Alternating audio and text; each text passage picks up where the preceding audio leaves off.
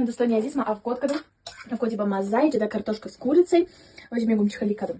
Хай картошка отдельно я сделала резакадым, намак, чуть-чуть приправа, чуть-чуть, ну чуть-чуть хай майонез, болгарский перец резакадым и помидорки бамазашевым, хали нежный, да, сочный.